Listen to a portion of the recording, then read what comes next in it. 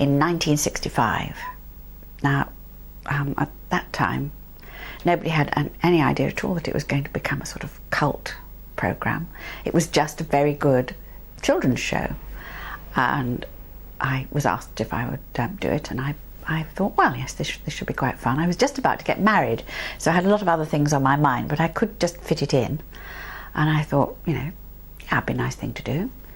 I was quite disappointed, though, when I sort of got the script, because I discovered that there weren't any Daleks in it, because it was set in Troy, the fall of Troy. But I played Cassandra, which was quite fun, because I went around kind of like spreading doom and disaster all the time. So it was fun to do, and I enjoyed it, but I kind of forgot about it pretty quickly afterwards, and it's kind of come back to bite me many years later, partly I think because it got lost. I mean, I think that's why everyone's so kind of like keen to remember that one, because they can't have it. Now, William Hartnell, people have asked me about William Hartnell. He was a bit grumpy, but I mean, everybody kind of like accepted that he was the star of the show, and if he wanted to be a bit grumpy, he could be. He had a favourite armchair in the rehearsal room, and we were all warned. We were all warned before we embarked on rehearsing that we mustn't sit on it. It was the most tatty, scruffy, horrible-looking armchair, and you can't actually imagine anybody wanting to sit on it anyway. But it was William Hartnell's chair, and it had to be left strictly alone. What did I remember most? I remember mostly about it was my costume, which was held on the shoulders with 2 pins.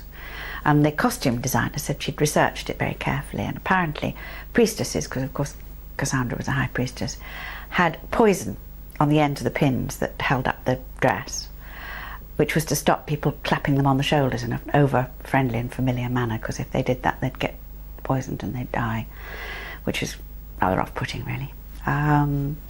So I remember that. I remember that as sort of wondering if it was a historical fact, but being quite interested by it. I remember at one point being dragged off by some guards down some steps, and I gave them a really hefty push. They were quite big, but they must have been unbalanced or something, and they were wearing kind of bulky and difficult armour, because I knocked them over, which I don't think I was supposed to do. In fact, I think we had to reshoot that bit. Apparently the Radio Times forgot to put my name in the credits. Now, I don't remember that at all.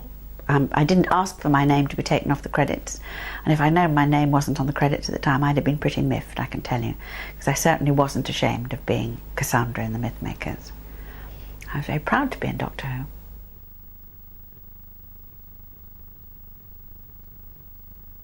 The Mythmakers was the 3rd Doctor Who story of season 3, but was actually the first story to be filmed in the 3rd production block.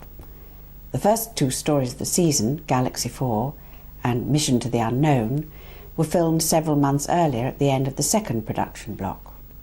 During the interval between recording blocks, there had been many changes behind the scenes at the Doctor Who production office. John Wiles had fully taken over from Verity Lambert as producer, and Donald Tosh was now in the role of story editor, which he had inherited from Dennis Spooner. The new production team were keen to make their mark on the show, and one major change was the decision to write out the character of Vicky. Actress Maureen O'Brien was known to have been unhappy in her role, but was shocked to find her contract was not being renewed after these first 4 episodes. Originally intended to be a replacement for Vicky, the character of Katerina was created, played by actress Adrian Hill. However, it soon became clear that the character of a Trojan handmaiden had very limited potential. So Katerina was only written for 5 episodes before her character was killed off. In fact, Katerina's death scene in the Daleks' Master Plan was the first scene that Adrian Hill filmed. The Mythmakers was writer Donald Cotton's first credit on Doctor Who. He was initially reluctant to work on the series, but agreed on the condition that he could choose his own subject matter. Cotton brought on board composer Humphrey Searle for the incidental music, and suggested actor Max Adrian for the role of King Priam, both of whom he had worked with before. Some members of the cast had notable links with the other Doctor Who productions. Barry Ingham, who played Paris, had played Alidon in the Peter Cushing film Doctor Who and the Daleks a few months earlier. Veteran comic actor Francis de Wolff, who played Agamemnon, had previously appeared as Weser in The Keys of Marinus. Interestingly, the costume that he wore for the Mythmakers was the same costume that he had previously worn on the film Carry On Cleo. Other returning actors were Tutti Lemko as Cyclops, who had appeared in Marco Polo and The Crusade, and Ivor Salter as Odysseus, who had been a Morlock commander in the Space Museum 5 months previously. William Hartnell was reportedly very unhappy during the filming of this story. He was now the only member of the original cast remaining and did not get on well with the new production team. It is also believed that he felt he was being upstaged by the presence of actors such as Max Adrian and Francis de Wolff. To make matters worse, his elderly aunt died and he was unable to attend her funeral due to filming commitments.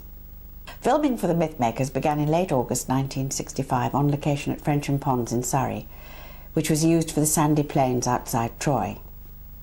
Early September saw the model shots of the wooden horse and the city of Troy filmed at Ealing Film Studios. The episodes themselves were recorded at Riverside Studio 1 between Friday the 17th of September and Friday the 8th of October 1965. Interestingly, a scene in the last episode involving Cassandra and Katerina was filmed, but unfortunately had to be cut from the final episode in post-production due to timing reasons. Sadly, very little material survives from the Mythmakers. A handful of photos and a few short clips recorded on a cine camera by a fan are all that remains of this classic story. Nevertheless, The Mythmakers remains an excellently scripted, sharp, witty and at times risque serial with a well-written exit for Vicky in a surprisingly bleak ending. The TARDIS arrives on the plains of Asia Minor, not far from the besieged city of Troy. The TARDIS crew are about to embark on an adventure where the boundaries between history, myth and legend become blurred. But by becoming embroiled in historical events, the Doctor, Stephen and Vicky are unaware that they themselves are about to become the Mythmakers.